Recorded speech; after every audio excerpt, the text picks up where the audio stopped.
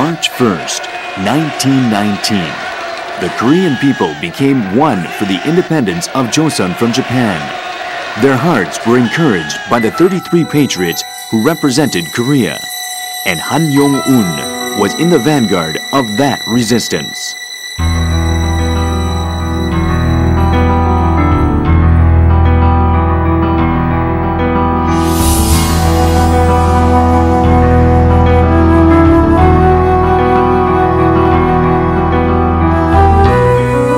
Pen is mightier than the sword in a period of repression. The literature of resistance delivers the powerful pulsing of the heart that survives in all that pain and plants in us the power of unity. The poet made every person's heart pound in the period of Japanese colonization in 1936. For him, his nation was his beloved, and during the dark period in which his beloved was silent, genuine life was missing. The Manhae Memorial Hall. This place is privately owned by someone who offered all of his possessions and life for it. This is how much Han Yong-un is remembered by the Korean people. However, it is only one book of poetry called Love Silence that brought him his reputation.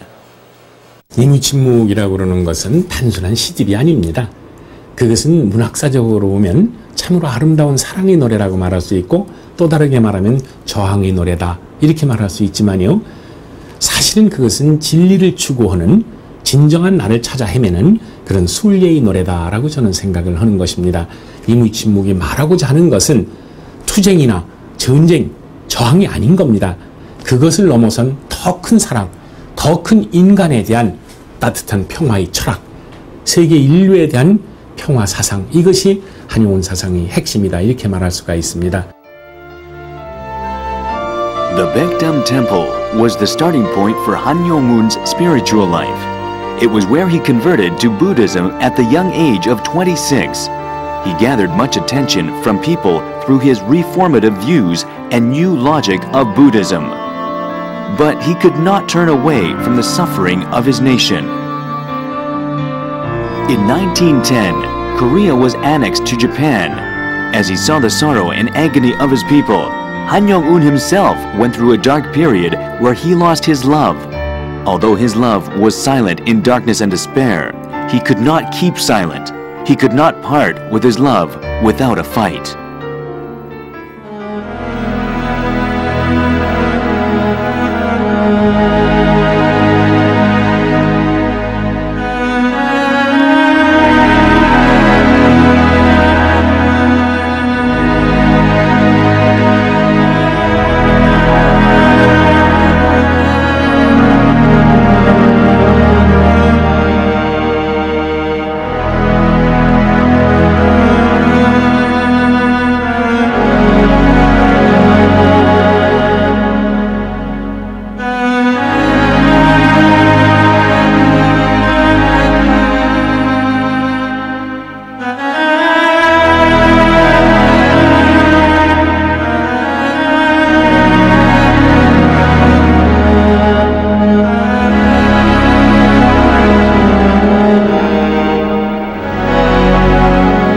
In 1918, he came to Seoul and took the lead in opening the eyes and ears of the masses.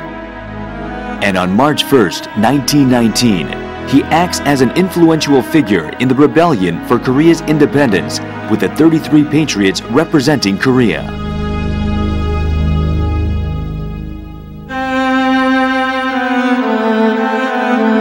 After this, he was sent to jail for 3 years of imprisonment.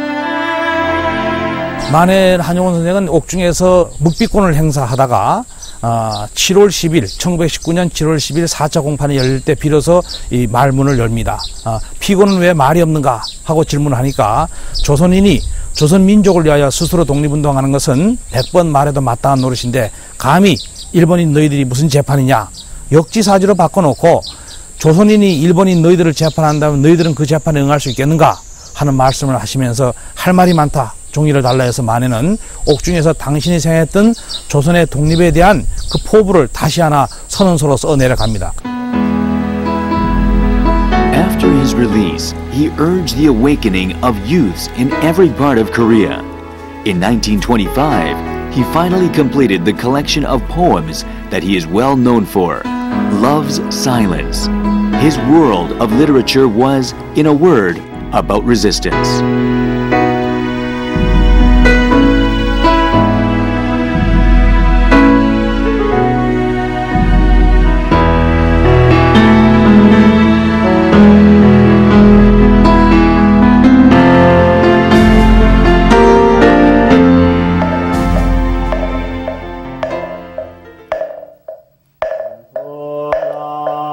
The love in 88 of his poems in his book of poetry can be translated into various ways.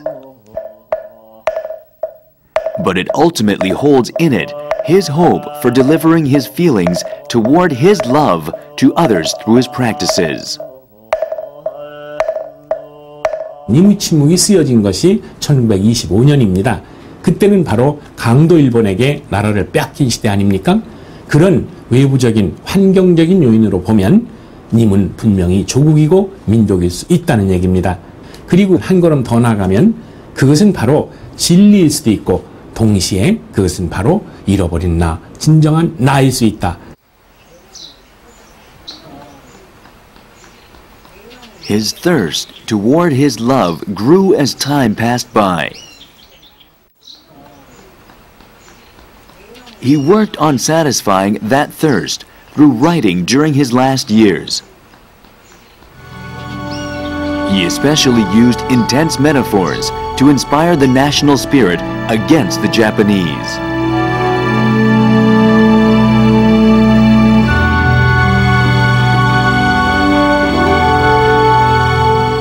During the colonization period, where people had to sacrifice everything in order to get back their nation, Han Yu-cheon found love for many people who had lost their love living in that dark period of time.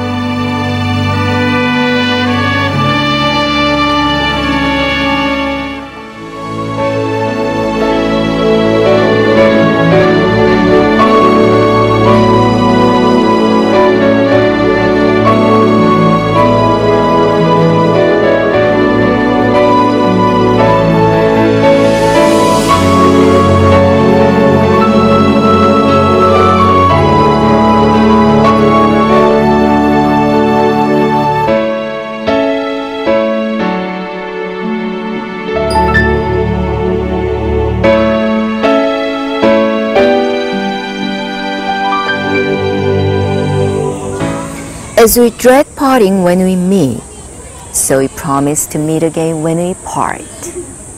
Parting is a precondition to meeting and is the principle for the existence of its formation. Han Yu-cheon saw the loss of national rights as a temporary situation, as a realistic, painful historical event that we had to go through in order to achieve a more meaningful independence. That is what sent tremors through the suppressed people.